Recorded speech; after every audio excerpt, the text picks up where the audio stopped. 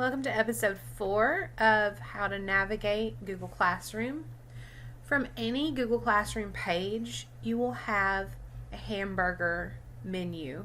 This is what we will call in Google, anywhere in Google, the hamburger. So click the hamburger and you can click on classes, which will bring you to this page.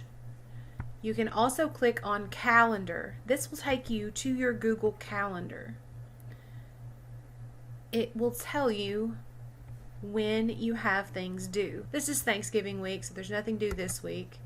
But last week, let's see what we had due. Here you have your assignments for your career research paper, or if you're in 10th grade, you had your We Didn't Start the Fire project.